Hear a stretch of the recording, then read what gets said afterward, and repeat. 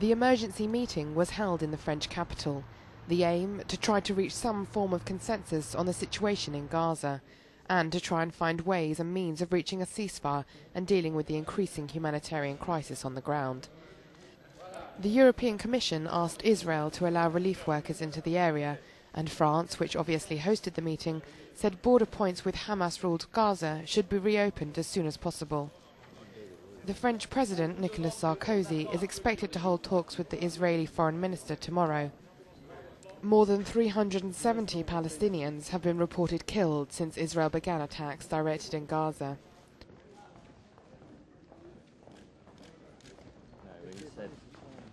Please have some patience with this too.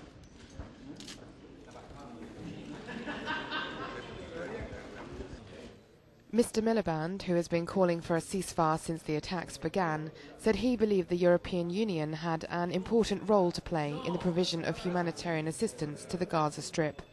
He insisted last night that any ceasefire had to ensure Israel's security and reinforce the position of elected Palestinian leader Mahmoud Abbas. I do not have a time.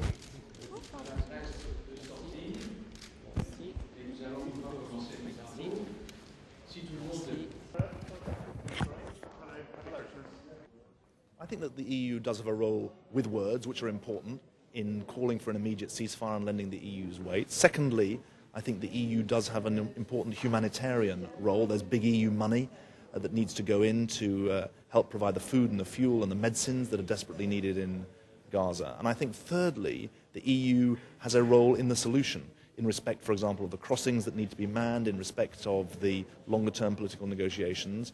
The European Union has got an important role to play and is playing it on the West Bank, and we must remember it's important to protect that aspect of the security and economy of the Palestinian state as well.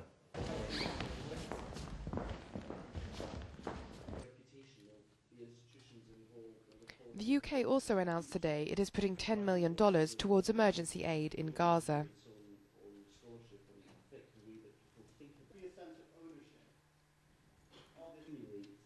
The International Development Secretary, Mr. Douglas Alexander, seen here in London earlier this month, said the monies would help provide urgently needed food and fuel to the Palestinian territory. It's a genuine pleasure for me to launch it this evening. Thank you very much indeed.